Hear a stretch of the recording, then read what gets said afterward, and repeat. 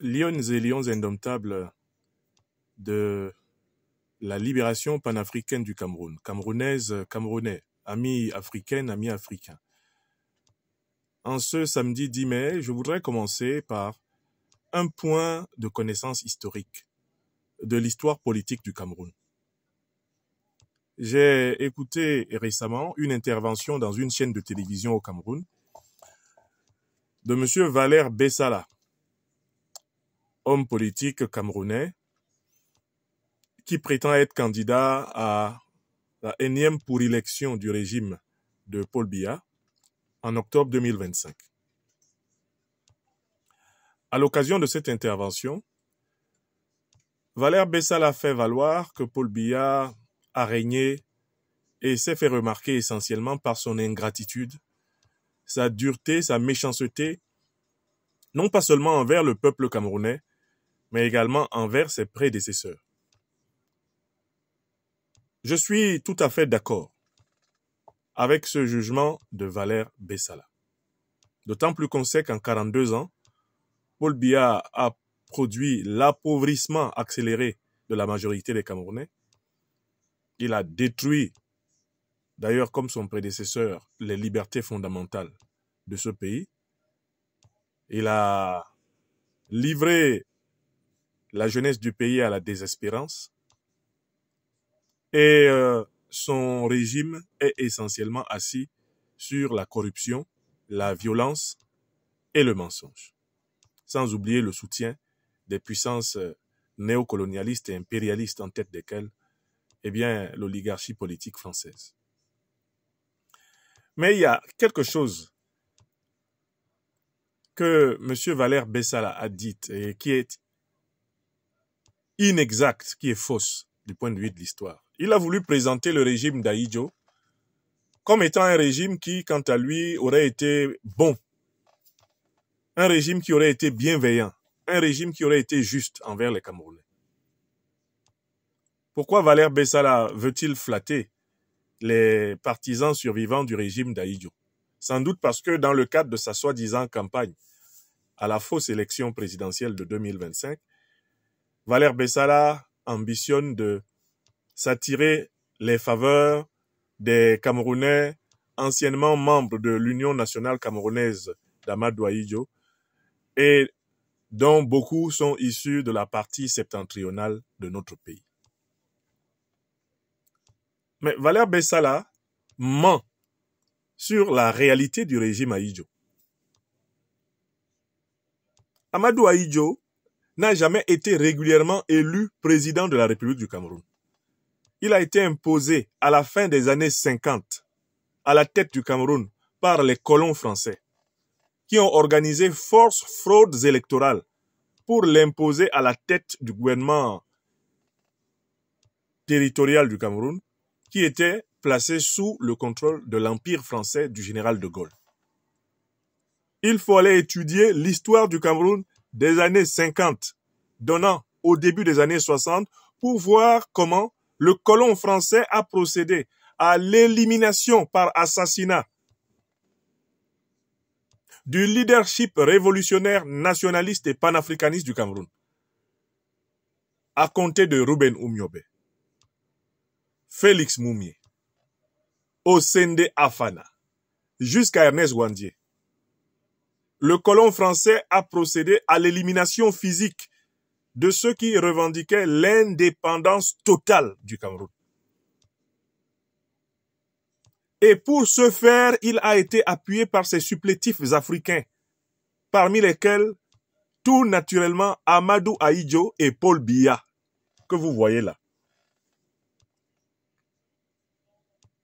Amadou Ahidjo n'aurait jamais pu se trouver à la tête du gouvernement camerounais s'il y avait eu des consultations électorales transparentes, justes, régulières, incontestables au Cameroun. Paul Biya n'aurait jamais pu se trouver à la tête du gouvernement camerounais ou à l'intérieur du gouvernement camerounais par la volonté de ses maîtres français et par la suite de son parrain local Amadou Ahidjo, s'il n'y avait pas eu d'abord ce détournement de la souveraineté du peuple camerounais par le colon français, par les moyens de la guerre. par les moyens de l'assassinat politique. Donc quand Valère Bessala essaye de nous présenter Paul Biya comme étant pire qu'Amadou Ahidjo, il faut lui faire valoir une seconde objection.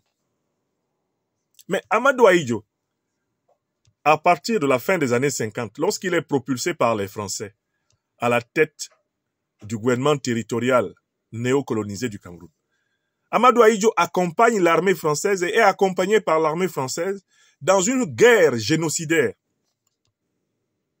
qui va consister en l'assassinat de plus d'1 million de Camerounais entre 1945, où elle a commencé, et 1971, avec l'exécution, le 15 janvier 71, à Bafoussam, eh bien, du leader panafricain nationaliste révolutionnaire de l'UPC, le professeur Ernest Ouandié. Mais où était Paul Biya pendant le génocide du Cameroun? Où était Paul Biya pendant que l'armée française et ses supplétifs camerounais et africains exterminaient les bastions du nationalisme camerounais? Mais Paul Biya était à l'intérieur du régime à partir de 1961. Des colons français, notamment le docteur Louis-Paul Ojoula, l'avaient placé aux côtés d'Amadou Ahidjo. Il a participé à l'épopée sanglante d'Ahidjo à la tête de l'État du Cameroun jusqu'à 1982. Donc quand Valère Bessala essaye de diaboliser Paul Biya en angélisant Ahidjo, Valère Bessala commet un crime de révisionnisme, un crime de négationnisme envers la mémoire véritable du peuple camerounais. Il ne faut pas chercher à reconstruire le Cameroun sur la base de mensonges sur son histoire. On ne peut pas bâtir un Cameroun libre, souverain, indépendant, avec des hommes politiques qui font prospérer des mensonges pour essayer de se positionner. La séparation qui est faite entre le régime Ahidjo et le régime Biya est une séparation superficielle. Certes, il y a des différences de style de gouvernement entre Paul Biya et Ahidjo. On peut en parler.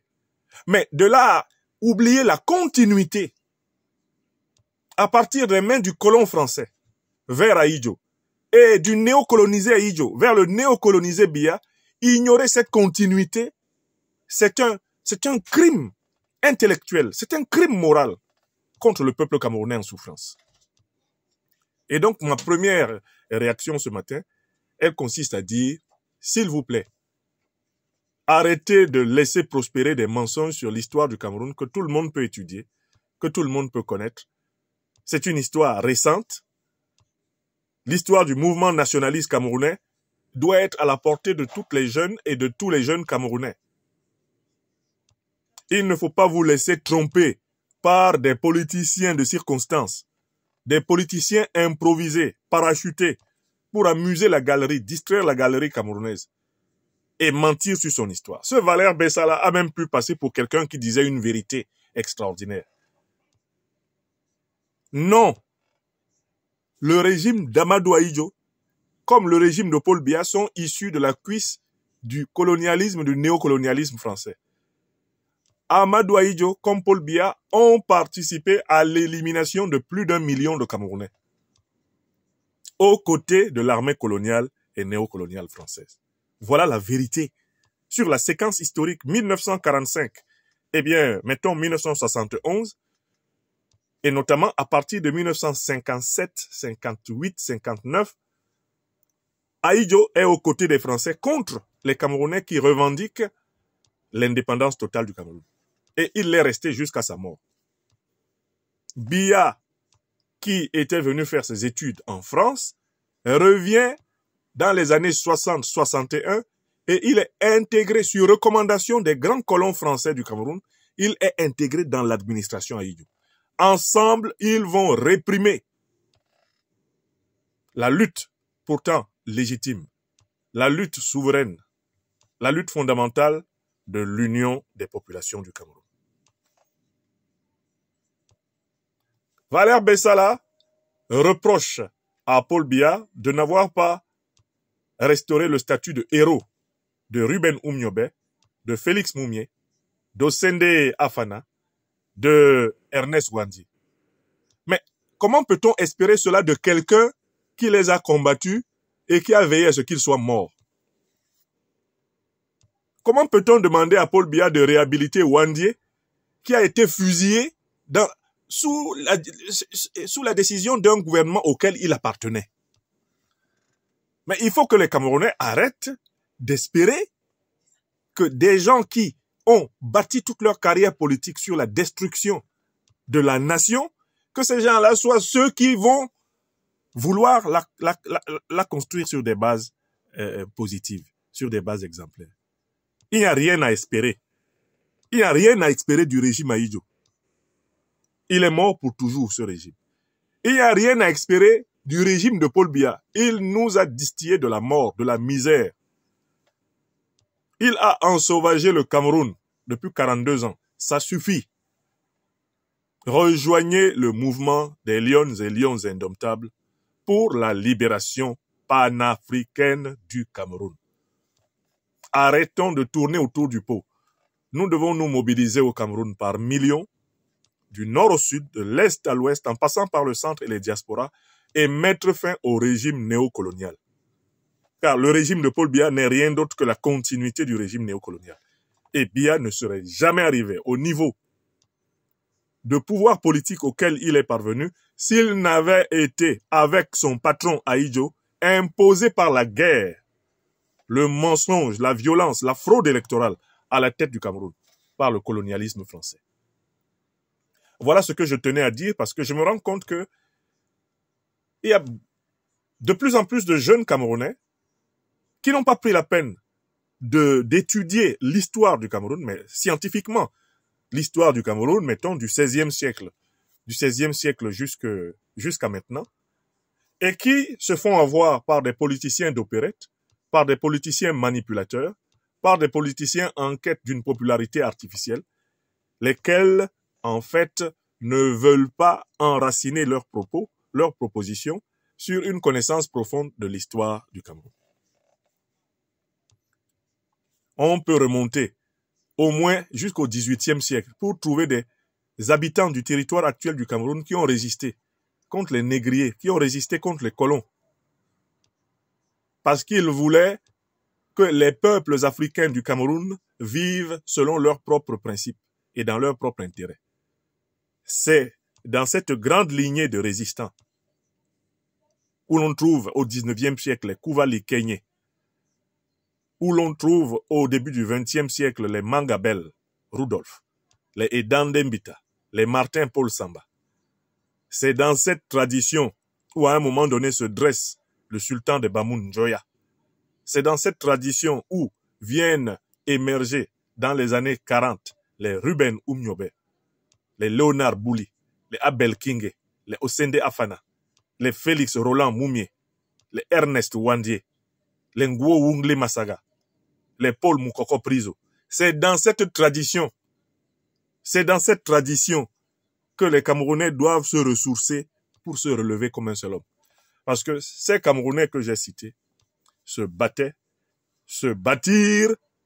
pour que le pays soit juste et bon pour toutes ses filles et tous ses fils, sans considération de religion, d'ethnie, sans considération, de région, sans considération de soi-disant origine, mais uniquement à partir d'une volonté de vivre ensemble dans la vérité, la justice et la solidarité des Africains.